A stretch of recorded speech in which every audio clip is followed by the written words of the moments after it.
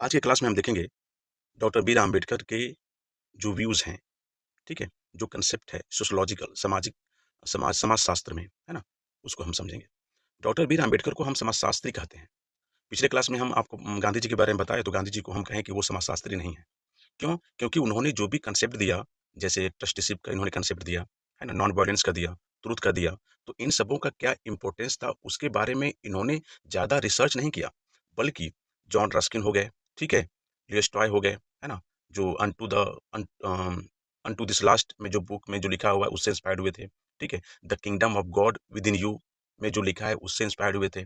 कोई एक तुम्हारे गाल पे थप्पड़ मारे तो दूसरा गाल कर देना मारने के लिए, तो वो कहीं ना कहीं जीसस क्राइस्ट के द्वारा कंसेप्ट लिया गया था। यानी कि जो चीज़ें इंडिया में प्रचलित नहीं थी, ये ब्रॉड में गए, पढ़ाई किए, और जो भी किताबें पढ़ के जो उनको ज्ञान हुआ उसी को इंडिया में इम्प्लीमेंट किए, तो वो हमारे थिंकर कहलाए। ठीक है, वो कोई नया रिसर्च नहीं किए, लेकिन उनको लाके इंडिया में इम्प्लीमेंट किया, इसलिए उनको थिंकर कहा जाता है। सोशोलॉजिस्ट वो होते हैं, समाजशास्त्री वो होते हैं कि वो उन खुद कुछ रिसर्च करते हैं, कुछ फैक्ट लेके आते हैं, पार्टिसिपेंट ऑब्जर्वेशन करते हैं, और जो कंसेप्ट लेके आते हैं जो पहले कोई नहीं किया, उन्हीं का कंसेप्ट है। ठीक है, तो इसलिए उनको हम सोशोलॉजिस्ट कहते हैं। जैसे मैरिनोस्की, उन्होंने पार्टिसिपेंट ऑब्जर्वेशन किया, ठीक है, कहाँ, पपुआ न्यू गिनी में गए, और वहाँ पे उन्होंने रिसर्च किया, लोगों के, उनके जो ट्राइब्स थे वहाँ पे रिसर्च किया उन्होंने। उसी प्रकार डॉक्टर बी आर अम्बेडकर साहब हैं, ये हमारे सोशोलॉजिस्ट हैं। सोशोलॉजिस्ट यानी कि जो मैलिनोस्की ने पार्टिसिपेंट ऑब्जर्वेशन किया था, उसी प्रकार डॉक्टर बी आर अम्बेडकर साहब ने इंडिया में ही एक दलित कम्युनिटी से बिलोंग करते हैं, यानी कि दलित रहते हुए इन्होंने जो एक्सप्लॉयटेशन झेला, जो डिस्क्रिमिनेशन झेला, जो कास्टिज्म झेला, तो चाह के और ना चाह के भी दोनों तरीके से, यानी कि लेटेंट और मैनिफेस्ट, दोनों तरीके से इन्होंने उस चीज को एक्सपीरियंस किया, है ना, और उसी को उन्होंने अपने सोशोलॉजिकल व्यूज में इंप्लीमेंट किया और उन्होंने कंसेप्ट दिया। वो कंसेप्ट क्या क्या है, उसी कंसेप्ट को हम समझेंगे। जैसे इन्होंने दिया caste system as a social inequality, यानी कि जो कास्ट सिस्टम इंडिया में है, वो कास्ट सिस्टम, जाति व्यवस्था, वो क्या करती है, यानी कि सामाजिक असमानता को लेके आती है। ठीक है, ओके।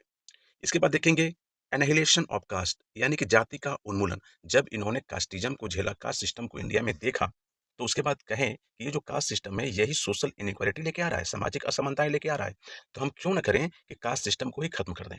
ठीक है, यहाँ पे गांधी जी चाहते थे कि जो वर्ण सिस्टम है या कास्ट सिस्टम है, उसको with in the Indian tradition में ही रिफॉर्म किया जाए, सुधारा जाए, कास्ट सिस्टम को, जाति प्रथा को सुधारा जाए। लेकिन बाबा साहब कहते हैं कि नहीं, कास्ट सिस्टम सुधारने की जरूरत नहीं है, इसको पूरी तरीके से खत्म करने की जरूरत है। तो जाति का उन्मूलन भी देखेंगे। उसके बाद देखेंगे हम रिलीजन एंड सोशल रिफॉर्म, यानी कि धर्म और सामाजिक सुधार है क्या। इनका कंसेप्ट है, इन्होंने हर धर्म को स्टडी किया, देखा, और उसके बाद ये कहते हैं, रिलीजन के लिए कहते हैं कि मेरे वश में नहीं था कि मैं किस धर्म में जन्मूं, लेकिन ये मेरे वश में है कि मैं किस धर्म में मरूं। यानी कि इन्होंने कई धर्मों का अध्ययन किया, उसके बाद जो रिलीजन उनको सोशल इक्वालिटी, लिबर्टी, फ्रेटर्निटी, ये सब चीजें जो इनको प्रोवाइड करता है, उन्होंने उसको प्रमोट किया, एक्सेप्ट किया। ठीक है, इसको देखेंगे। इसके बाद देखेंगे हम education as instrument of social change, यानी कि जो शिक्षा है, वो शिक्षा क्या है, सामाजिक परिवर्तन का साधन है। यानी शिक्षा सिर्फ लेने से एम्प्लॉयमेंट की बात नहीं है कि बस आप जॉब पा गए इसके लिए आप पढ़ाई कर रहे हैं, नहीं। शिक्षा जो है, इसमें आपकी जो इंटरनल थिंकिंग है ना, जो आपका इंटेलेक्चुअलिटी लेवल है, उसको वो इंक्रीज करता है, उसको इन्हांस करता है, उसको वो बढ़ाता है। इसलिए इन्होंने एजुकेशन पे फोकस किया। फिर हम देखेंगे कि इनका स्टेट, यानी कि राज्य, लॉ एंड सोशल जस्टिस, राज्य, कानून और न्याय पे इनका क्या विचार है। जैसा कि आप जानते हैं कि doctor B R Ambedkar is also known as the father of Indian constitution, यानी कि भारत का जो संविधान है उसका, संविधान के जनक कहे जाते हैं डॉक्टर बी आर अम्बेडकर साहब। तो जब कॉन्स्टिट्यूशन लिखे तो उसमें स्टेट भी है, राज्य की क्या शक्तियां हो सकती हैं, कॉन्स्टिट्यूशन लिखा है इन्होंने, यानी कि लॉ इन्होंने बनाया। ठीक है, सोशल जस्टिस, यानी कैसे न्याय मिले, इन सबों को वो कॉन्स्टिट्यूशन में इनोमरेट किए, है ना। तो इन इन कंसेप्ट को भी हम समझेंगे। उसके साथ हम देखेंगे कि ये कहते हैं कि democracy as a way of life, यानी कि जो लोकतंत्र है, लोकतंत्र सिर्फ ये नहीं है कि आप वोट डाल दिए, नेता चुन लीजिए, आपका लोकतंत्र हो गया, नहीं। वो कहते हैं कि लोकतंत्र जो है वो जीवन की पद्धति है, यानी कि किस तरीके से आप अपने लाइफ को लीड करेंगे, चलेंगे, वही आपका डेमोक्रेसी है, उसको भी देखेंगे।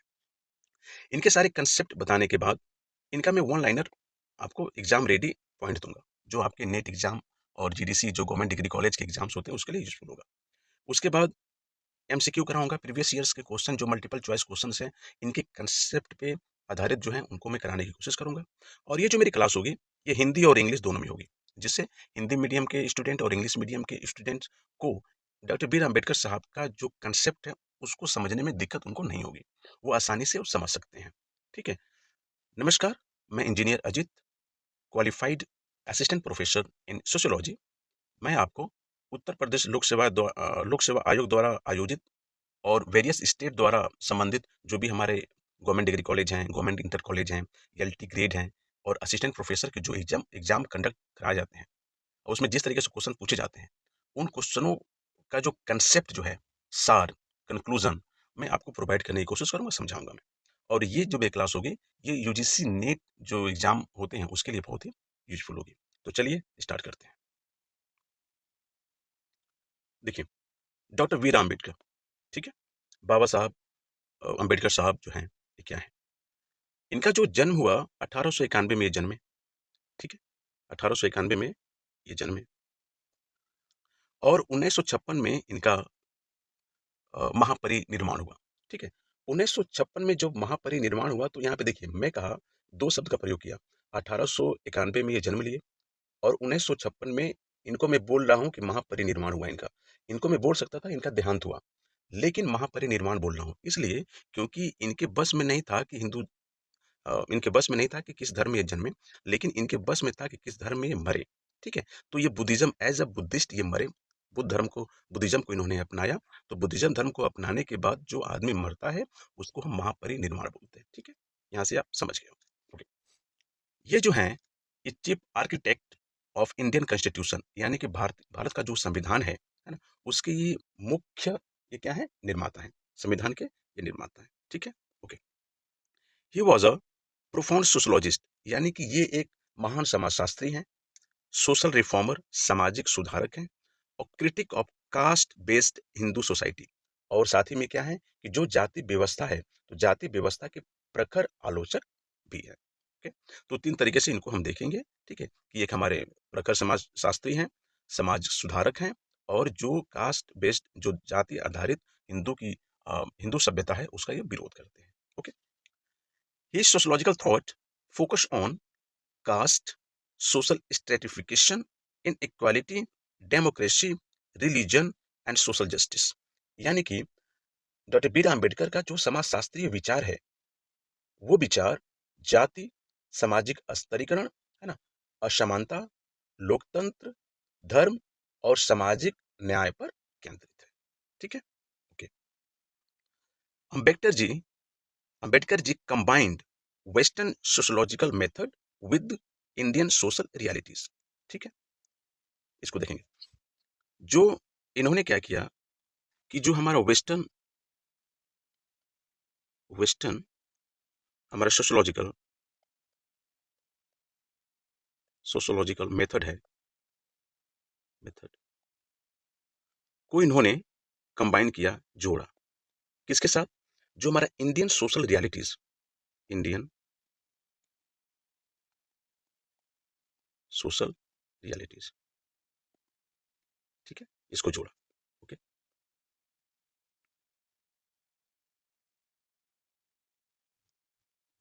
ठीक है, इसको जोड़ा, है ना। एक हमारा वेस्टर्न सोशोलॉजिकल मेथड हो गया और एक हमारा इंडियन सोशल रियलिटीज हो गया। ठीक है, अब जो वेस्टर्न सोशोलॉजिकल मेथड है वो हमारा क्या है, साइंटिफिक, ये हमारा साइंटिफिक हो गया। ठीक है, उसके बाद देखेंगे पार्टिसिपेंट, पार्टिसिपेंट ऑब्जर्वेशन। ठीक है, इसके बाद देखेंगे आप कि पॉजिटिविज्म, ये सब मेथड हैं ये वेस्टर्न के, है ना। और जो इंडियन सोशल रियलिटी है इसमें क्या था हमारा, कास्ट सिस्टम, कास्ट सिस्टम था, है ना। रिलीजन, रिलीजन में क्या था, इन इक्वालिटी, अनटचेबिलिटी, अनटचेबिलिटी। ठीक है, उसके बाद आप देखेंगे एडुकेशन, बैकवर्डनेस, यानी किसी को शिक्षा पढ़ने का अधिकार था किसी को नहीं था। तो इन सब को कंबाइन करके इन्होंने क्या किया कि कंसेप्ट दिया, कंसेप्ट दिया इन्होंने। ठीक है, यही है। और इसी कंसेप्ट पे, है ना, डॉक्टर बी आर अम्बेडकर साहब को हम सोशोलॉजिस्ट कहते हैं, क्योंकि डॉक्टर बी आर अम्बेडकर को समाजशास्त्रीय इसलिए कहा जाता है क्योंकि उन्होंने भारतीय समाज का अध्ययन वैज्ञानिक, है ना, तर्कसंगत और आलोचनात्मक दृष्टिकोण से किया है। उनका मुख्य फोकस जाति, असमानता, शक्ति और शोषण पर था, जो समाजशास्त्र के केंद्रीय विषय हैं। ठीक है, तो इस पे आप समझ गए होंगे कि क्या है इंडियन सोशल रियलिटीज और वेस्टर्न सोशोलॉजिकल मेथड, इन दोनों को कंबाइन करके इन्होंने दिया है। क्योंकि इंडिया में जन्मे, एब्रॉड में जाके ब्रिटेन में इन्होंने पढ़ाई किया, है ना, तो उसके बाद वहाँ के जो सोशोलॉजिस्ट हैं, उनके जो वर्क्स हैं, उनके जो थिंकर्स हैं, उसको इन्होंने पढ़ा, उसके मेथड को उन्होंने इंडिया में इम्प्लीमेंट कर दिया, वो फार्मूला लेके आए और इंडिया में इम्प्लीमेंट कर दिया। ठीक है, okay.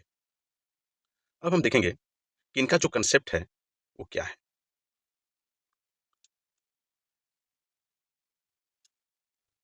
Ambedkar caste system as social inequality, यानी कि जो जाति व्यवस्था है उनको इक्वलिटी की, बराबर की है सामाजिक असमानता में।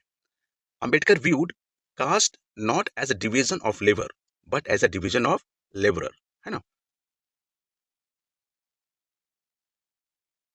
ठीक है, ओके, चेंज करते हैं।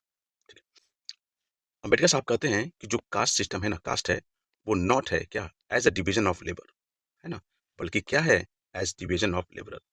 ठीक है, यानी कि कहते हैं कि जाति श्रम का विभाजन नहीं है, बल्कि श्रमिकों का विभाजन है। अब तक जो आप मनुस्मृति में या जो भी हिंदुइज्म के टेक्स्ट हैं, जो लोग कहते हैं कि जो हमारा डिवीजन हुआ कास्ट का, वो किस पे हुआ, श्रम पे हुआ, और ये बर्थ पे हुआ है। आप जो काम करेंगे उसी के आधार पे आपका कास्ट बन जाएगा। आप लड़ाई करेंगे तो क्षत्रिय हो जाएंगे, पूजा पाठ करेंगे तो आप पंडित बन जाएंगे, ठीक है, आप खेती बाड़ी करेंगे तो शूद्र बन जाएंगे, है ना। तो उन्होंने कहा कि जिस तरीके से श्रम करेंगे, काम करेंगे, तो उस पे आपका कास्ट बनेगा, जाति बनेगा। लेकिन बाबा साहब कहते हैं कि नहीं, ये not as division of labour, ये उस पे नहीं है, बल्कि ये क्या है, डिवीजन ऑफ लेबरर्स, बल्कि जो श्रमिक हैं, है ना, जो श्रमिक जो काम कर रहे हैं, उनका डिवीजन है। ओके, ये defined caste as a close system of social stratification, यानी कि समाज, जो आपका सामाजिक स्तरीकरण है, उसका ये क्या है, एक क्लोज सिस्टम है ना, एक बंद सिस्टम है वो कास्ट। और वो जो कास्ट सिस्टम है वो हमारा किस पे है, वो जन्म पे आधारित है, न कि मेरिट पे। वो हमारा मेरिट पे नहीं है, जो आजकल हम बात करते हैं कि मेरिट पे जॉब मिलनी चाहिए, है ना, वो कहते हैं कि मेरिट नहीं, जो कास्ट सिस्टम है वो बर्थ से है, बर्थ पे बेस्ड है और एक क्लोज सिस्टम है। ठीक है, ये मेंटेन थ्रू इंडोगमी, और ये कहते हैं कि जो कास्ट सिस्टम है ये हमारा क्लोज सिस्टम है। यानी कि आप ऐसे देखिए, ईडब्ल्यूएस, इकोनॉमिकली वीकर सेक्शन को जो रिजर्वेशन 10% मिल रहा है, ठीक है, 103 कॉन्स्टिट्यूशनल अमेंडमेंट एक्ट, ठीक है, यानी कि जो 103 103 कॉन्स्टिट्यूशनल अमेंडमेंट एक्ट की तरफ से जो ईडब्ल्यूएस है ना, जो ईडब्ल्यूएस को जो हमारा रिजर्वेशन मिला है, वो एक तरीके से क्लोज सिस्टम हो गया है। उसमें न तो एससी जा पाएंगे, न एसटी जा पाएंगे, न ओबीसी जा पाएंगे, और न ही जो अनरिजर्व कैटेगरी के लोग हैं उसमें जा पाएंगे, क्योंकि वो क्लोज सिस्टम बन गया है। ठीक है, उसी प्रकार ये जो कास्ट सिस्टम है, यानी कि ब्राह्मण हो गया, क्षत्रिय हो गया, ठीक है, यादव हो गए, चमार हो गए, ठीक है, पासी हो गए, जो भी जातियां हैं ये बंद हैं, और ये जन्म से ही हमारा शुरू हो जाता है। और ये हमारा मेंटेन होता है क्यों, इंडोगमी। इंडोगमी का मतलब क्या है कि अपनी जाति में ही शादी करना। तो जब आप अपनी जाति में ही शादी करेंगे तो वो हमारा क्या हो जाएगा, कि क्लोज सिस्टम हो जाएगा। क्यों, क्योंकि बाबा साहब बोलते हैं कि जो हमारा कास्ट है ना, वो survive through control of women's sexuality, यानी कि जाति व्यवस्था स्त्रियों पर नियंत्रण से बनी रहती है। ठीक है, ओके। ये कहते हैं according to him, caste destroy social unity, equality and fraternity, यानी कि जो जाति प्रथा है वो सामाजिक एकता, ठीक है, समानता और जो भाईचारा की भावनाएं हैं, उन सबको ये खत्म कर देती है। ठीक है, तो जैसे कि आपने देखा कि caste system as social inequality. अब देखिए, एग्जाम्पल के तौर पे देखते हैं, जैसे गांव में क्या होता है कि अनटचेबिलिटी इन विलेज, गांव में छुआछूत की भावना बहुत ज्यादा चलती है ना। तो जब छुआछूत की भावना ज्यादा चल रही है, तो यानी कि छुआछूत किससे, कास्ट से। तो यानी कि उसको नहीं छूना है, उसको मंदिर में नहीं जाने देना है, ठीक है, टेम्पल एंट्री नहीं करना है, उसको पानी नहीं पीने देना है, वो घोड़ी पर नहीं चढ़ेगा। ह्यूमैनिटी है, ह्यूमैनिटी पे बात नहीं हो रही है यहाँ पे, लेकिन वो कास्ट पे ये चीजें कुछ करने से रोका जाता है। तो जब किसी चीज को कुछ करने से रोका जाता है, तो वहीं से हमारा असमानताएं की भावना डेवलप हो जाती है, इन इक्वालिटी आ जाती है। ठीक है, जब सबको मंदिर में प्रवेश करने दिया जाएगा, यानी कि इक्वालिटी है, समानता है। लेकिन यहाँ पे क्या होता है कि जात पे, जात आधारित पे मंदिर में प्रवेश नहीं किया जाता है, परमिशन नहीं दी जाती है, तो उससे क्या होता है कि असमानताएं हमारी फैलती है। इवन बहुत सारे इंसिडेंट आप देखे होंगे कि हमारे प्रेसिडेंट साहब भी, है ना, बिहार में किसी टेम्पल में गए थे, तो एंट्री नहीं करने दी जा रही थी, और जब वो एंट्री करके बाहर निकले तो फिर हमारा उसको धुला गया। आप उत्तर प्रदेश के एक्स सीएम माननीय अखिलेश यादव जी को देखिए, वो जब सीएम थे और जैसे ही सीएम आवास खाली किए, तो फिर बीजेपी गवर्नमेंट ने पूरा उनके आवास को शुद्धिकरण कराया धो के। ठीक है, तो ये सब कहीं ना कहीं सोशल इनइक्वालिटी लेके आती है। और आप समाजशास्त्र के स्टूडेंट हैं, तो ये सब चीजें आपको विशेष तौर पे गौर करना चाहिए, और अपने आंसर में यू शुड राइट क्लियरली। ठीक है, ओके। तो आप ये समझ गए कि जो कास्ट सिस्टम है, बाबा साहब के द्वारा क्या है कि जो कास्ट सिस्टम है वो कुछ नहीं, सिंपल है, वो सामाजिक असमानताएं को लेके आता है। और जो भी किसी भी समाज में, किसी भी देश में, किसी भी राष्ट्र में यदि सामाजिक असमानताएं हैं, तो वो डेमोक्रेसी नहीं कहलाएगी पूर्णतः। ठीक है, नेक्स्ट कंसेप्ट देखेंगे इनका हम, एनाहिलेशन ऑफ कास्ट, यानी कि जाति का उन्मूलन। जाति का उन्मूलन है क्या, और जाति का उन्मूलन कैसे होगा, है ना, इसको भी इन्होंने बताया है। इन्होंने क्या किया कि एक इनकी बुक है एनहिलेशन ऑफ कास्ट, 1936 में इन्होंने एक किताब लिखी, पब्लिश हुआ 1936 में, यानी कि जाति का उन्मूलन हिंदी में इन्होंने लिखा 1936 में, है ना, पब्लिश हुई है। वो इस किताब में आर्ग्यू करते हैं, वो बोलते हैं that caste can not be reform. जो जाति है, ठीक है, कास्ट सिस्टम, जो जाति सिस्टम है, उसको आप सुधार नहीं सकते। It must be completely destroyed to achieve liberty, equality and fraternity. वो कहते हैं कि जो कास्ट सिस्टम है, सॉरी, जो कास्ट सिस्टम है, उसको आप पूरी तरीके से सुधार नहीं सकते, बल्कि आप ये कीजिए कि उसको पूर्णतः खत्म कर दीजिए। पूर्णतः खत्म होगा तो क्या मिलेगा आपको, लिबर्टी मिलेगी, स्वतंत्रता मिलेगी आपको, इक्वालिटी, समानता मिलेगी, फ्रेटर्निटी, भाईचारे की भावना ऑटोमेटिकली डेवलप हो जाएगी। ठीक है, यानी कि ये जिस प्रकार से गांधी जी बोलते हैं कि नहीं, हम अपने इंडियन ट्रेडिशन में हम कास्ट सिस्टम को रिफॉर्म करेंगे, अनटचेबिलिटी को दूर करेंगे। ठीक है, तो ये कहते हैं कि ऐसा नहीं है। ये कहते हैं कि ये आपको, आप इसको सुधार ही नहीं सकते। यदि किसी बॉडी में कैंसर हुआ है, तो उस जहाँ पे कैंसर हुआ है उसको काट के आप निकाल दीजिए, है ना, उसको मेडिसिन दे के आप उसको सही नहीं कर पाएंगे। ठीक है, यही चीजें हैं। Okay, he argue that political democracy is meaningless without social harmony. वो कहते हैं कि जब तक, है ना, सामाजिक समरसता नहीं रहेगी, एक दूसरे में सामाजिक, समाज में एक दूसरे के प्रति प्यार नहीं रहेगी, समानता नहीं रहेगा, भाईचारा नहीं रहेगी, स्वतंत्रता नहीं रहेगी, तब तक आप पॉलिटिकल, जो राजनीतिक लोकतंत्र के बारे में बात कर रहे हैं, उसका कोई भी अर्थ नहीं है ना। यानी जब तक सामाजिक लोकतंत्र नहीं होगा, तब तक राजनीतिक लोकतंत्र खोखला रहेगा। ठीक है, अभी कहते हैं कि एनाहिलेशन ऑफ कास्ट, यानी कि जाति का उन्मूलन कैसे होगा। तो बढ़िया इन्होंने कंसेप्ट दिया है कि जाति का उन्मूलन तब होगा, कब, जब इंटर कास्ट मैरिज करेंगे आप, यानी कि एक जाति दूसरे जाति में जाके शादी करेंगी, है ना। और जब शादी करेगा तो इनका एक बहुत फेमस कंसेप्ट है कि ये कहते हैं कि caste survive through control of women sexuality. यानी ये बोलते हैं कि जाति व्यवस्था स्त्रियों पर नियंत्रण से बनी रहती है। ठीक है, तो स्त्रियों पे नियंत्रण से बनी रहती है, इसलिए कि मैरिज है। मैरिज किसका होगा, बच्चे कौन पैदा करेंगे भाई, आदमी तो कर नहीं पाएगा। नेचर ने फीमेल को ही बनाया है, वुमेन को ही बनाया है रिप्रोडक्शन सिस्टम के लिए।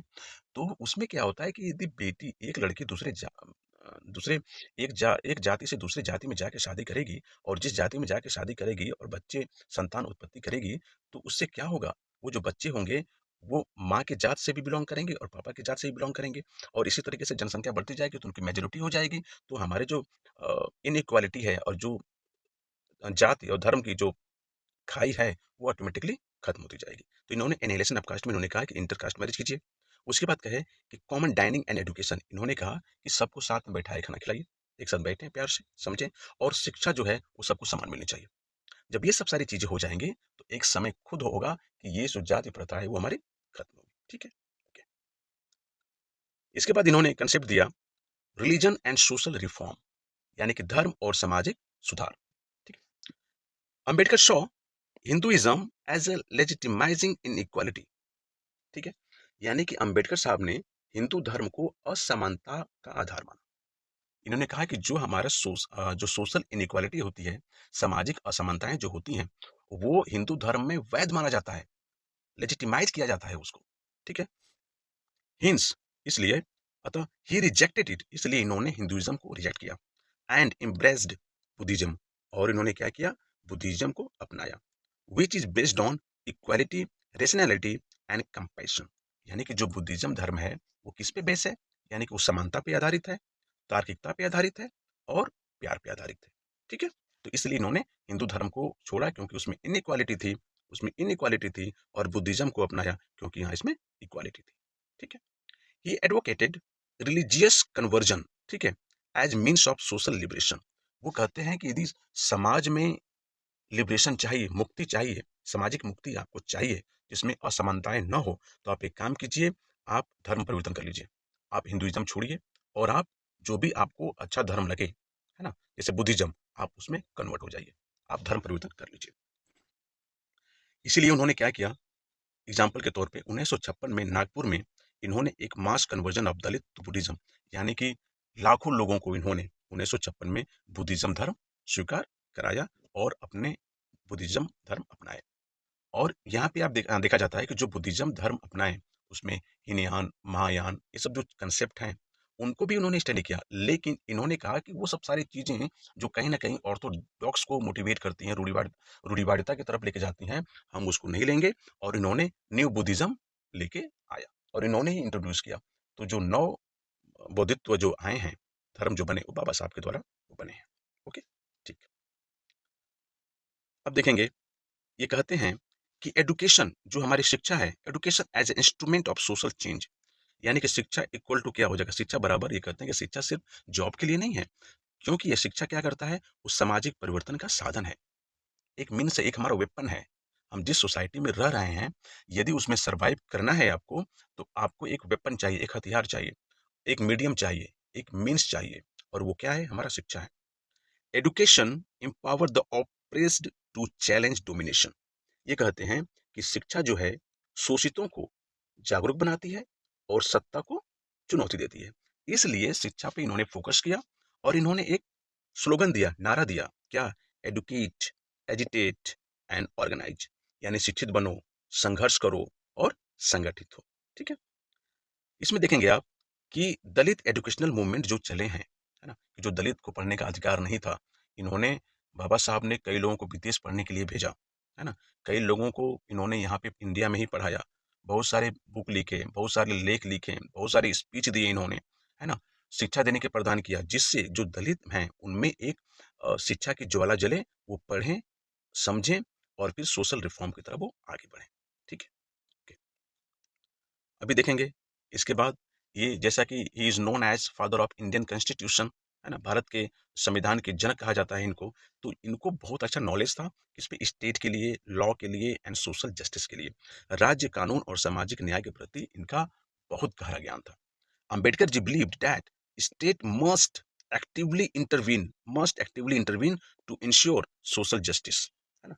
अंबेडकर जी कहते हैं कि राज्य को सामाजिक न्याय के लिए हस्तक्षेप करना चाहिए। ठीक है। Law is a tool to reform society, और जो संविधान में और जो जो लॉ बनते हैं उसमें क्या है, वो एक टूल है, एक वेपन है वो, जिससे हमारे सोसाइटी को सुधारा जा सकता है। जैसे एक हमारा बना संविधान लिखते समय फंडामेंटल राइट्स आए, है ना, तो फंडामेंटल राइट्स में आर्टिकल 17 है। आर्टिकल 17 में क्या है, इन्होंने कानून बनाया, लिखा इन्होंने समानता के अधिकार में। आर्टिकल 17 में अनुच्छेद 17 में एबोलिशन ऑफ अनटचेबिलिटी, यानी कि जो छुआछूत की भावना है उसको खत्म किया जाए, है ना।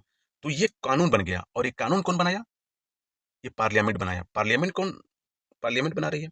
पार्लियामेंट में लोग कौन है, इंडिया के ही लोग हैं। ठीक है। और स्टेट के माध्यम से ये हमारा लॉ बना, और इसको इम्प्लीमेंटेशन भी होगा, यानी कि स्टेट चाहे तो जो लॉ बना है उसको इम्प्लीमेंट करेगा, तो जो इंडिया में जाति प्रथा है, जो छुआछूत की भावना है, उसको खत्म करेगा। तो इन्होंने एक आर्टिकल से समझाया है। फंडामेंटल राइट्स देखेंगे कि जो हमारे डिप्राइव्ड सेक्शन है, जो अनटचेबल्स हैं, है ना, उन सभी को राइट टू इक्वालिटी दिया गया, समानता का अधिकार दिया गया। कहाँ पे, जॉब में, है ना, कहीं जाने के लिए, ठीक है, मंदिर में जाने के लिए, पढ़ाई के लिए, हर चीज के लिए फंडामेंटल राइट आपको दिया गया है। okay? फिर हम देखेंगे इनका democracy as a way of life. ये कहते हैं, बाबा साहब कहते हैं कि जो लोकतंत्र है ना, वो लोकतंत्र क्या है, वो जीवन पद्धति है। ठीक है। लोकतंत्र क्या है, वो जीवन पद्धति है। Democracy is not only a political system, ठीक है, but a social way of life based on equality and fraternity. ये कहते हैं कि जो लोकतंत्र है, लोकतंत्र केवल शासन प्रणाली नहीं, बल्कि सामाजिक जीवन की पद्धति है। और सामाजिक जीवन की पद्धति है, और सामाजिक जीवन की पद्धति कैसी होनी चाहिए, वो हमारा इक्वालिटी पे, समानता पे, फ्रेटर्निटी यानी भाईचारे पे बेस्ड ऑन होनी चाहिए। ठीक है, अभी देखेंगे ये सब सारे कंसेप्ट पढ़ने के बाद, सॉरी, आप देखेंगे कि अभी जो अंबेडकर जी के थॉट हैं उसका रेलिवेंस क्या है ना, समकालीन प्रासंगिकता क्या है उनकी। तो जो अंबेडकर जी का सोशोलॉजिकल थॉट है वो remain relevant in understanding caste conflicts, Dalit movement, reservation debates, social justice in India. यानी कि अभी देखेंगे कि जो ये थॉट दिए थे, है ना, बाबा साहब जो थॉट दिए थे उस समय, तो उस समय इन्होंने क्या किया कि कास्ट कन्फ्लिक्ट चल रहा था, है ना, जाति संघर्ष चल रहा था, है ना। जब देश हमारा आजाद हो रहा था, आप देखेंगे कि पूना पैक्ट हुआ, कम्युनल अवार्ड आया तो उसमें पूना पैक्ट हुआ। तो उस समय जो डिप्राइव्ड सेक्शन हैं, जो दलित हैं, उनके लिए सेपरेट इलेक्टोरेट की बात की जा रही थी, बट सीटें उनको रिजर्वेशन के थ्रू मिली। तो उस समय का जो क्लास कन्फ्लिक्ट है आज भी देखेंगे, ये कास्ट कन्फ्लिक्ट चलता है। अभी आप इटावा में कांड देखे होंगे, इंसिडेंट एक हुआ कि एक यादव ब्राह्मण के घर जाके उन्होंने कथा कर दिया। जब उनको चला पता कि जो कथावाचक है ये यादव है, तो उसकी जो अ, जो बालों का चुड़की जो बोलते हैं उसको, है ना, उसको इन्होंने काट दिया, उसको अपमानित किया। उस पे ऐसा भी सुनने को मिला कि उसका उन पे मूत्र का छिड़काव किया गया कि वो शुद्ध हो गए। तो अभी इस एरा में 21st सेंचुरी में भी ये चीजें हो रही हैं। 20th सेंचुरी में हम देखें कि चीजें हो रही थी, लेकिन अभी भी 2025 में भी घटनाएं चल रही हैं। ठीक है, क्लास कन्फ्लिक्ट है। दलित मूवमेंट का देखेंगे, दलित मूवमेंट का ऐसा है कि जब हमारा त्रिवेणी सम्मेलन हो रहे थे बिहार में, तो उस समय उन्होंने एनहिलेशन ऑफ कास्ट बुक 1936 में लिखा। ठीक है, दलित मूवमेंट के लिए। और आज भी देखिए, जो भी हमारे नेशनल पार्टी जैसे बीएसपी बहुजन समाज पार्टी, अभी कांसी राम आजाद समाज पार्टी, तो ये सब कहीं ना कहीं दलित मूवमेंट के ही आउटपुट है। ओके, रिजर्वेशन डिबेट आप देखेंगे तो ये कहते हैं कि reservation is not a charity. Reservation जो है वो कोई भीख नहीं है, ये कहते हैं। ठीक है, रिजर्वेशन हमारा भीख नहीं है, बल्कि ये क्या है, एक रिफॉर्म है, एक टूल्स है। तो अभी जो एक समय रिजर्वेशन एससी एसटी को मिलता था, फिर आप देखें कि जब मंडल कमीशन आए, जो कि बीबी मंडल हमारे बिहार के सीएम भी रहे, और उसके बाद उनके अध्यक्षता में कमेटी बनी, तो मंडल कमीशन ने भी ओबीसी को रिजर्वेशन दिया। उसके बाद देखिए जब मोदी गवर्नमेंट आए तो इन्होंने भी ईडब्ल्यूएस यानी कि जो सवर्ण है, सो कॉल्ड सवर्ण यानी ऊंची जातियां जो हैं, उनको भी रिजर्वेशन दे दिया गया। यानी कि जब बाबा साहब के समय, यानी जब देश हमारा आज़ाद हुआ, उस समय जो डिप्राइव्ड सेक्शन थे, जो मार्जिनलाइज्ड सेक्शन थे, जो मेन स्ट्रीम सोसाइटी से अलग समाज था, उसको इन्होंने रिजर्वेशन देके एक साथ खड़ा करने की कोशिश किया। और आज हम देखते हैं कि समय के अनुसार जो भी लोग मेन स्ट्रीम से पीछे होते जा रहे हैं, उनको रिजर्वेशन देके मेन स्ट्रीम में लाने के प्रयत्न किया जा रहा है। उसमें ओबीसी रिजर्वेशन हो, फीमेल रिजर्वेशन हो, अब रिसेंटली जो हमारे ईडब्ल्यूएस रिजर्वेशन हो। ईडब्ल्यूएस इकोनॉमिकल वीकर सेक्शन को जो रिजर्वेशन दिया गया, जो कि कहा जाता है कि ठीक है मोस्टली उनके 15% रिजर्वेशन है, लेकिन उनको 10% रिजर्वेशन दिया गया है। क्यों? क्योंकि वो कहीं ना कहीं मेन स्ट्रीम से पीछे हो रहे थे, है ना, इसलिए उनको दिया गया है। तो ये जो बाबा साहब का कंसेप्ट पहले था डिप्राइव्ड सेक्शन के लिए, वो चीज़ों को आज भी इम्प्लीमेंटेशन हो रहा है। और आने वाले समय में जब तक हमारी सोसाइटी में इक्वालिटी स्टेबलाइज नहीं होगी, ये सब चीज़ रिजर्वेशन चलना चाहिए। ओके, रिजर्वेशन के रूप चेंज हो सकते हैं, लेकिन इक्वालिटी लाने के लिए it is a mandatory. Social justice, अभी सोशल जस्टिस के बारे में बात देखेंगे। ठीक है, कि हम न्याय के बारे में बात करते हैं, सबको समान अधिकार के बारे में बात करते हैं, है ना, हर घर जल की बात करते हैं, है ना, फसल बीमा योजना के बारे में बात करते हैं। ठीक है, लैंड रिफॉर्म के लिए बात करते हैं, जिनके पास जमीन नहीं है, जिनके पास घर नहीं है ना, उनको घर देने की हम बात करते हैं। ठीक है, तो ये कहीं ना कहीं सोशल जस्टिस का जो कंसेप्ट बाबा साहब ने कॉन्स्टिट्यूशन में इंप्लीमेंट किया, इन्यूमरेट किया, वो चीजें आज भी बनी हुई हैं। ठीक है, ओके, इनके सारे कंसेप्ट देखने के बाद हम देखेंगे वन लाइनर नोट्स कि आप सिंपली तरीके से इसको रिवाइज कर सकें। जैसे Ambedkar was a radical critic of the Hindu caste system, यानी कि हिंदू जो जाति व्यवस्था है उसके ये प्रखर विरोधी थे। Okay, untouchability is the most extreme form of caste oppression, है ना, ये कहते हैं कि अस्पृश्यता जो जो जो छुआछूत है वो जातीय उत्पीड़न का सबसे क्रूर रूप है। Okay, he rejected reform within the varna system, जहाँ की वेयर एज आप देखेंगे कि गांधी जी एक्सेप्ट करते हैं reform within the varna system, but Baba Saheb rejected reform within the varna system, यानी कि जो जाति प्रथा या वर्ण सिस्टम है उसमें जो सुधार है उसको ये रिजेक्ट करते हैं, उसको नकार देते हैं, उसको अस्वीकार कर देते हैं। ठीक है, religion plays a key role in the maintaining caste hierarchy. ये कहते हैं कि ये इन्होंने अच्छा एक्सपीरियंस किया हिंदुइज्म का, तो इन्होंने इसी पे फोकस किए और ये कहते हैं कि जो हिंदू धर्म है वो क्या कर रहा है कि कास्ट का जो वर्गीकरण है ना, उसको मेंटेन करने के लिए धर्म का बहुत बड़ा रोल है। यानी धर्म बहुत बड़ी भूमिका निभा रही है इसमें। Okay. Conversion is a tool of social emancipation, यानी कि मुक्ति, सामाजिक मुक्ति के लिए। इमेंसिपेशन यानी कि सामाजिक मुक्ति के लिए कहते हैं कि धर्म परिवर्तन करना बहुत ही जरूरी है। सोशल डेमोक्रेसी, अब देखिए इमेंसिपेशन आ गया ना, इमेंसिपेशन का मतलब ये होता है मुक्ति, ठीक है, यानी कि मुक्ति। ओके। अब इनको डॉक्टर बी आर अम्बेडकर साहब को का जो सोशियोलॉजी है, वो सोशियोलॉजी इमेंसिपेटरी सोशियोलॉजी कहा जाता है। अभी जो आप पढ़ रहे हैं, जो भी सारे कंसेप्ट आप पढ़ रहे हैं, ये सारे कंसेप्ट हमारे इमेंसिपेटरी सोशियोलॉजी में आएगा। जैसे सोशियोलॉजी के कई टाइप्स होते हैं, है ना, जैसे अर्बन सोशियोलॉजी, है ना, मेडिकल सोशियोलॉजी, है ना, अर्बन सोशियोलॉजी, ठीक है। तो ये सब सोशियोलॉजी है, उसी प्रकार क्या है कि बाबा साहब का जो सोशियोलॉजिकल कंसेप्ट है, वो हमारा इमेंसिपेटरी सोशियोलॉजी कहा जाता है। ये जो इमेंसिपेटरी सोशियोलॉजी है, वो हमारे दलित, औरतें, है ना, और जो डिप्राइव्ड वर्ग के अनुभवों पे आधारित होता है, ठीक है। तो सोशल, वहां से आप ये समझिएगा कि बाबा साहब का जो है सोशियोलॉजी, वो हमारा इमेंसिपेटरी सोशियोलॉजी कहलाता है अम्बेडकर का। कभी एमसीक्यू में आ जाएगा कि ये जो हमारा अम्बेडकर जी हैं, इनका जो सोशियोलॉजी है, वो कौन सा सोशियोलॉजी कैटेगरी में आता है। ऑप्शन दे सकता है, ठीक है, कि कल्चरल सोशियोलॉजी, है ना, आ सकता है कि आइडियल सोशियोलॉजी, आ सकता है मेडिकल सोशियोलॉजी, ठीक है, या पॉलिटिकल सोशियोलॉजी, या इमेंसिपेटरी सोशियोलॉजी। उस केस में आपको इमेंसिपेटरी सोशियोलॉजी करना पड़ेगा, ठीक है। ओके।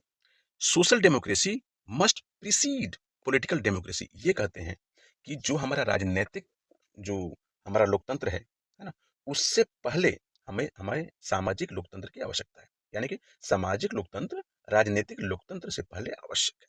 ओके। ही एम्फेसाइज्ड कॉन्स्टिट्यूशनल मोरालिटी, यानी कि ये बोलते हैं कि जो संवैधानिक नैतिकता है ना, उस पर इन्होंने फोकस किया है, इन्होंने उस पर बल दिया है कि जो हम कॉन्स्टिट्यूशन लिख रहे हैं, ये जो संविधान भारत का लिखा जा रहा है ना, यही हमारा कॉन्स्टिट्यूशन ही हमारा धर्म होना चाहिए, यही हमारा नैतिकता होनी चाहिए। ओके। रिजर्वेशन, जो आरक्षण है, is the means of achieving social justice, not charity. ये कहते हैं कि जो हमारा रिजर्वेशन है वो कोई दान नहीं है, बल्कि क्या है, हमें सामाजिक न्याय मिलने का एक साधन है, ठीक है। He supported positive discrimination for marginalize group, यानी कि जो डिप्राइव्ड सेक्शन है, ठीक है, जिन जो मेन स्ट्रीम में ग्रुप नहीं आया है, ऑप्रेस्ड है, वंचित जो ग्रुप है, उसको एक हमें पॉजिटिव डिस्क्रिमिनेशन देना चाहिए। देखिए, डिस्क्रिमिनेशन का मतलब ये मत समझिए कि उत्पीड़न। डिस्क्रिमिनेशन दो तरीके से होता है, एक पॉजिटिव, एक हमारा नेगेटिव। पॉजिटिव डिस्क्रिमिनेशन का मतलब ये होता है कि यदि कोई मेन स्ट्रीम में बहुत आगे बढ़ गया है, उसको थोड़ा सा, उसको आगे बढ़ने दिया जाए, लेकिन उसमें कुछ सीटें या कुछ चांस उनको दिया जाए कि जो हमारा वंचित ग्रुप है ना। तो वो तो जो हमें आगे बढ़े हुए मेन स्ट्रीम में हैं, उनका थोड़ा सा आप हक मारेंगे, तो भी तो डिस्क्रिमिनेशन है, डिस्क्रिमिनेशन ही कहलाएगा। लेकिन यदि वो डिस्क्रिमिनेशन जो वंचित है उसको भी आगे बढ़ा रहा है, तो वो हमारा पॉजिटिव डिस्क्रिमिनेशन कहलाएगा, ठीक है। नेगेटिव डिस्क्रिमिनेशन कब होगा, कि मान लीजिए जो वंचित ग्रुप है, वो तो वंचित पहले से ही है, लेकिन फिर उसको रोक दिया जाए, तो हमारा नेगेटिव डिस्क्रिमिनेशन कहलाएगा। जैसे अभी क्या है कि राजस्थान का मुद्दा था, राजस्थान हाई कोर्ट में कुछ जुडिशरी में क्लर्कल पोस्ट के लिए वैकेंसी निकली थी। तो उसमें ये था कि एससी एसटी ओबीसी और को जितनी उनकी पॉपुलेशन है ना, उतने पे ही लिमिट कर दिया गया था। यानी कि एससी एसटी ओबीसी का कैटेगरी यदि सामान्य वर्ग का जो कट ऑफ है, यदि उससे अधिक भी लेके आएगा, तो सामान्य वर्ग में उसका सिलेक्शन नहीं होगा, बल्कि अपने ही कैटेगरी में उसका सिलेक्शन होगा। तो वो कहीं ना कहीं वो नेगेटिव डिस्क्रिमिनेशन को इंडिकेट करता है, ठीक है। ओके।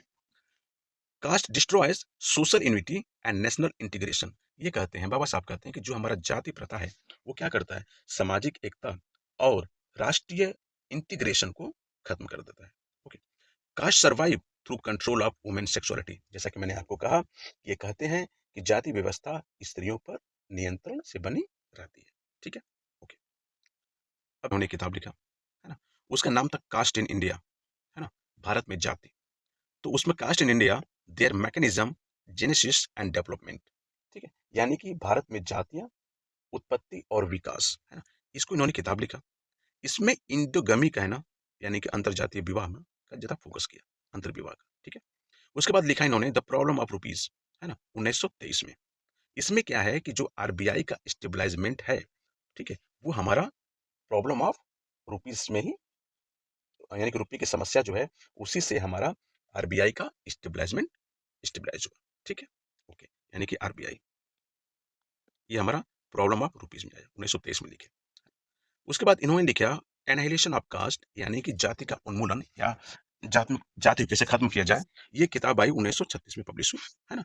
और इसमें इन्होंने जाति व्यवस्था का पूर्ण विनाश के बारे में लिखा, complete destruction of caste system, ठीक है। फेडरेशन वर्सेस फ्रीडम, यानी कि फेडरेशन क्या है और हमारा फ्रीडम क्या है, 1939 में इन्होंने लिखा, है ना। और इसमें इन्होंने क्या किया कि जो ब्रिटिश फेडरल है ना, उसको इन्होंने क्रिटिक किया, यानी कि आलोचना किया, ठीक है।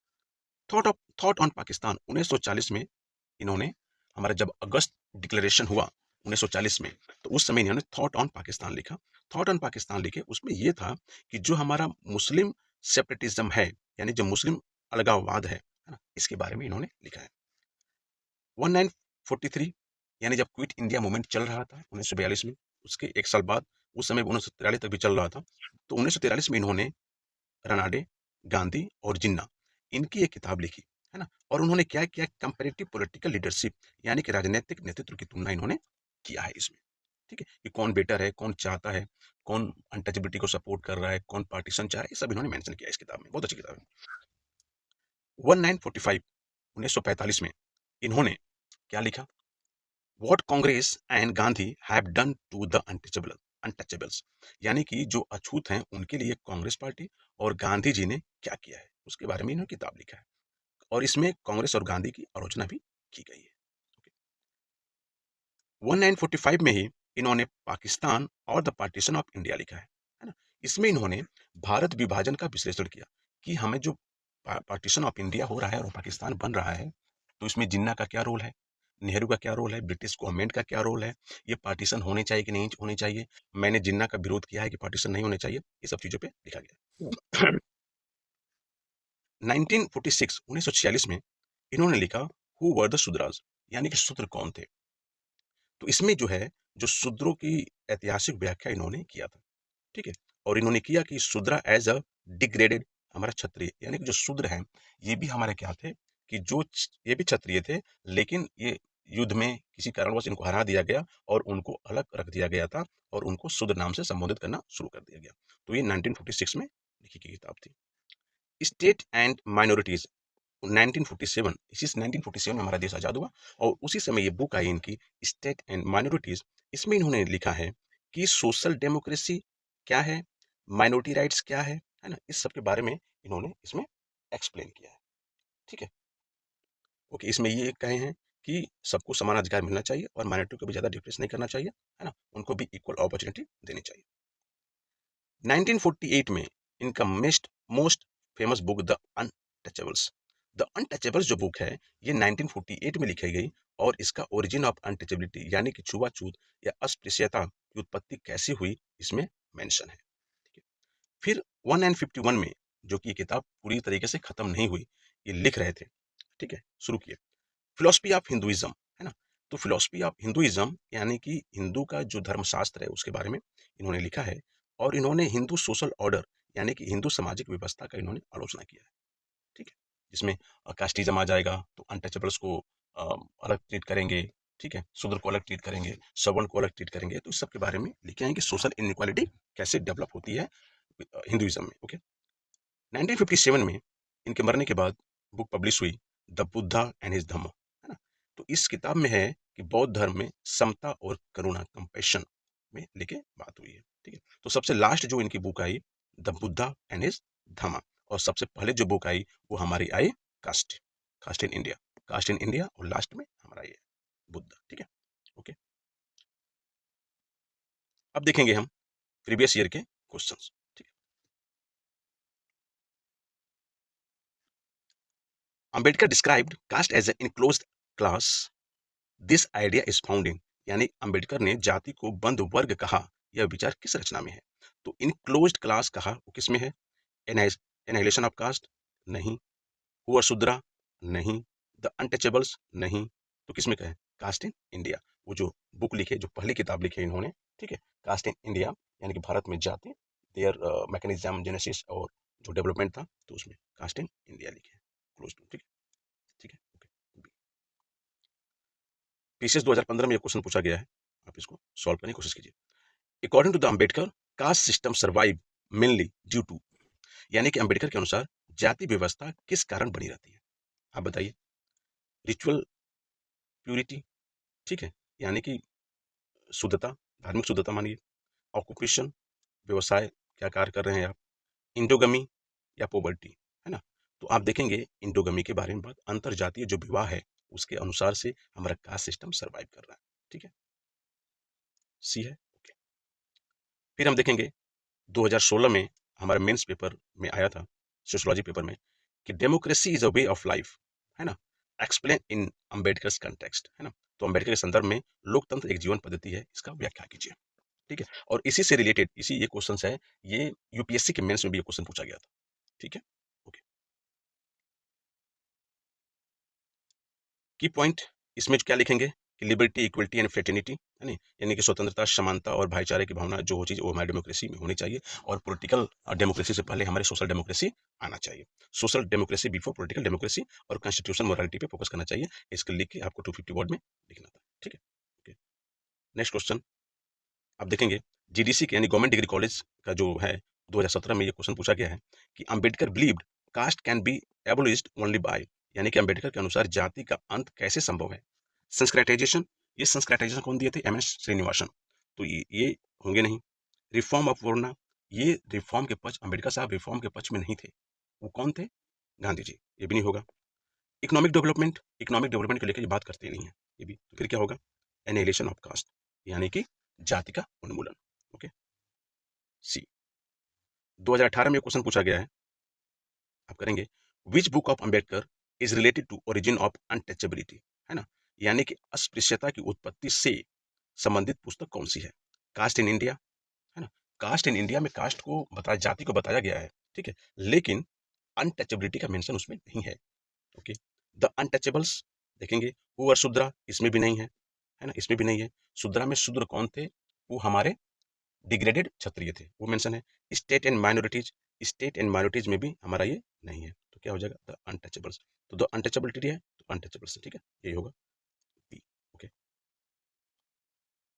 पीसीएस 2019 में क्वेश्चन पूछा गया है, Ambedkar adopted Buddhism mainly because it stand for, यानी अंबेडकर ने बौद्ध धर्म क्यों अपनाया? ठीक है, रिचुअल प्योरिटी के लिए नहीं, सेलिब्रेशन के लिए नहीं, इक्वालिटी एंड रैशनैलिटी के लिए इन्होंने किया, ठीक है। 2020 में क्वेश्चन पूछा गया है कि social democracy is the foundation of political democracy is associated with, यानी कि सामाजिक लोकतंत्र राजनीतिक लोकतंत्र का आधार है। यह कथन किसका है? यह अंबेडकर साहब का है, ठीक है, आप पढ़े हैं इसको। 2021 में ये पूछा गया क्वेश्चन पीसीएस प्री में, which slogan is associated with Ambedkar, तो हम आपको पता है ई ए ओ, ठीक है, यानी कि एडुकेट, एजिटेट एंड ऑर्गेनाइज। जय जवान जय किसान, ठीक है, डू और डाई, ठीक है, और Swaraj is my birth place, birth right, बाल गंगाधर तिलक, करो या मरो गांधी जी, और जय जवान जय किसान लाल बहादुर शास्त्री। देखिए जीआईसी 2022 में क्वेश्चन पूछा गया था, Ambedkar sociological approach was mainly, Ambedkar की समाजशास्त्री पद्धति कैसी है? ये फंक्शनल नहीं, पॉजिटिविस्ट ये भी नहीं, हिस्टोरिकल एंड क्रिटिकल, ठीक है, एंड फेनोमिनोलॉजिकल, घटनाक्रम पे हमारा आधारित, ठीक है, तो ये हमारा क्या हो जाएगा? Historical and critical. ये फिनोमिना घटना पे भी आधारित नहीं थी, बल्कि इनका जो था, ये फंक्शनलिस्ट भी अप्रोच तो पता नहीं होगा, पॉजिटिविस्ट ये भी नहीं होंगे, यानी कि जो हमारे कास्ट सिस्टम इंडिया में प्रिवेल था, है ना, उसके पीछे क्या हिस्ट्री थी, है ना, हिस्टोरिकल कंसेप्ट क्या था, तो उसके बारे में इन्होंने बताया है, तो ये होगा। यूजीसी नेट में देखेंगे क्वेश्चन कौन से पूछे गए थे। Ambedkar described caste as an enclosed class, this concept was explained in, तो जो क्लोज्ड इनक्लोज्ड क्लास है किसमें बताया गया है ना, यानी कि caste in India, caste in India, ठीक है, इनक्लोज्ड यानी कि कास्ट इन इंडिया बताया गया। 2013 में पूछा गया है, according to the Ambedkar the root cause of caste persistence is, Ambedkar के अनुसार जाति की निरंतरता का मूल कारण क्या है? ऑक्यूपेशनल हायरार्की नहीं, रिचुअल प्योरिटी नहीं, इंडोगमी और सोस इकोनॉमिक इनइक्वालिटी ये भी नहीं, बल्कि क्या है, रूट कॉज क्या है? इन्होंने इंडोगमी यानी कि जो शादी होती है ना, अपने ही जाति में, वो है। जब इंटरकास्ट मैरिज होना शुरू हो जाएगा तब ये चीजें खत्म हो जाएगी। ठीक है। सी 2014 में क्वेश्चन पूछा गया है यूसी नेट में, annihilation of caste was written primarily to, किस लिए? रिफॉर्म वर्ना सिस्टम, ये रिफॉर्म के कभी पक्ष में नहीं थे, सुधार कभी पक्ष में नहीं थे। जस्टिफाई हिंदू सोशल ऑर्डर, ये कभी जस्टिफाई नहीं किए। डिस्ट्रॉय कास्ट सिस्टम, बिल्कुल सही किए। ठीक है। ओके। नेट 2015 में क्वेश्चन पूछा गया है कि Ambedkar considered democracy as, democracy को क्या मानते हैं? पॉलिटिकल अरेंजमेंट नहीं मानते, लीगल सिस्टम नहीं मानते हैं, इकोनॉमिक स्ट्रक्चर ये भी नहीं मानते हैं, क्या मानते हैं? Way of life. ठीक है। 16 में देखेंगे क्वेश्चन पूछा गया, social democracy is the soul of political democracy. Repeat question है, इज एसोसिएटेड विद, किन के साथ? सामाजिक लोकतंत्र, राजनीतिक लोकतंत्र की आत्मा है, किसने कहा? अम्बेडकर जी ने। नेट 2017 में क्वेश्चन पूछा गया है, Ambedkar critique of Hinduism is mainly based on, यानी कि अम्बेडकर की हिंदू धर्म की आलोचना मुख्यतः किस पे आधारित है? ठीक है। आइडल वर्शिप पे नहीं, कास्ट इनइक्वालिटी पे, ठीक है, रिचुअल्स पे नहीं, ये किस पे होगा? कास्ट इनइक्वालिटी पे। ठीक है। 2018 में क्वेश्चन पूछा गया, देखेंगे आप, कि विच book of Ambedkar explain the historical origin of untouchability, untouchability का हिस्टोरिकल ओरिजिन कहां से हुआ है? तो बुक कहां है? The untouchables. ठीक है। ओके। आगे देखेंगे, Ambedkar adopted Buddhism mainly because it emphasises, यानी कि अंबेडकर ने बौद्ध धर्म क्यों अपनाया? किस लिए? इक्वालिटी एंड रैशनैलिटी के लिए, समानता और समता के लिए। ठीक है। स्टेट एंड माइनॉरिटीज, इन्होंने बुक लिखा, is important because it deal with, किसके साथ? यानी कि स्टेट एंड माइनॉरिटीज किससे संबंधित है? Federalism, minority rights and social democracy, village republic, ये हमारा होगा minority rights and social democracy. ठीक है। 2021 में देखेंगे, ये है Ambedkar slogan, educate, agitate, organize, यानी कि EAO, है ना, रिफर्स टू क्या? Political revolution, economic reform, social empowerment, किसके लिए? ये हमारा था सोशल इंपावरमेंट के लिए। ठीक है। ओके। 22 में देखेंगे, नेट 2022 में क्वेश्चन पूछा गया था, Ambedkar approach to social change can best be describe as, Ambedkar का सामाजिक परिवर्तन दृष्टिकोण कैसा था? है ना, एवोल्यूशनरी नहीं, revolutionary and constitutional, functional and phenomenological, ये हमारा कॉन्स्टिट्यूशनल था ना। ठीक। 23 में क्वेश्चन पूछा गया, which concept differentiates Ambedkar from Gandhi most sharply, यानी कौन सी अवधारणा अंबेडकर को गांधी से अधिक अलग करती है? ठीक है। ट्रस्टीशिप, ये तो बस गांधी जी का है। Varna reform, annihilation of caste, simple. ठीक है। ओके। तो अब तक क्या है कि आपने एमसीक्यू देखा, ठीक है, प्रीवियस ईयर के जो एमसीक्यू हैं आपने देखा उसको, यूजीसी में जो यूजीसी नेट में जो क्वेश्चन पूछे गए उसमें देखा, उसको देखा आपने। ठीक है। और उसके बाद जीआईसी और जीडीसी जो एग्जाम है उनके क्वेश्चन देखे, फिर उत्तर प्रदेश लोक सेवा आयोग द्वारा प्री और मेंस में जो क्वेश्चन पूछे गए हैं बाबा साहब से संबंधित, उसको देखा है आपने। ठीक है। उसके बाद आपने देखा है कि कौन कौन से बुक्स हैं, ठीक है, और इनका किस क्रोनोलॉजी ऑर्डर में है ना, उसको भी सही से मेमोराइज कर लीजिएगा, देख लीजिए, प्रैक्टिस कर लीजिएगा। ठीक है। इसके बाद आप देखे हैं कि वन लाइनर नोट्स क्या है, ठीक है, उसके बारे में आपको बता रहा हूँ मैं। रेलेवेंस ऑफ अम्बेडकर्स थॉट अभी क्या है, प्रासंगिकता क्या बनी हुई है, democracy as a way of life उनका कंसेप्ट है, उसको देखा आपने। State law and social justice है, उसको देखा आपने। एजुकेशन के बारे में क्या कंसेप्ट है, रिलीजन एंड सोशल रिफॉर्म के बारे में क्या कंसेप्ट है, ठीक है, एनाइलेशन ऑफ कास्ट में क्या इन्होंने बताया है ना, caste system as social inequality, यानी कास्ट सिस्टम को उन्होंने कर दिया के रूप में, किसके? सामाजिक अन्याय के रूप में, है ना। ओके। फिर आपने देखा है कि डॉक्टर बी आर अम्बेडकर ये हमारे सोशोलॉजिस्ट बने। इनको हम सोशोलॉजिस्ट क्यों कहते हैं? सोशोलॉजिस्ट इसलिए कहते हैं कि इन्होंने क्या किया कि जो भी चीज़ें एनालिसिस किया, इन्होंने देखा, उसको इन्होंने साइंटिफिक तौर पे, रिसर्च पे, ठीक है, और रेशनैलिटी पे, यानी तार्किकता पे, वैज्ञानिक स्तर पे और शोध पे इन्होंने अपना कंसेप्ट दिया है। ये इनके सारे मेथड थे। और इन्होंने क्या किया कि जो हमारा वेस्टर्न सोशोलॉजिकल मेथड था उसको इंडियन सोसाइटी में जो रियलिटीज थी उसको उन्होंने जोड़ा और उस कैसे समानताएं खत्म हो, असमानताएं कैसे खत्म हो, समानताएं कैसे आए, अनटचेबिलिटी कैसे खत्म हो, ठीक है, कास्ट सिस्टम कैसे खत्म हो, इक्वालिटी कैसे आए, ये सब चीज़ों के बारे में डॉक्टर बी आर अम्बेडकर के बारे में हमने समझा। ठीक है, तो दोस्तों आज की वीडियो में बस इतना ही। ये वीडियो कैसा लगा हो, यदि अच्छा लगा हो तो प्लीज़ लाइक कीजिए, सब्सक्राइब कीजिए और शेयर कीजिए। और ऐसे ही सोशोलॉजिकल इन्फॉर्मेटिव वीडियो के लिए आप मेरे चैनल पे बने रहिए। ठीक है, तब तक के लिए थैंक यू, धन्यवाद।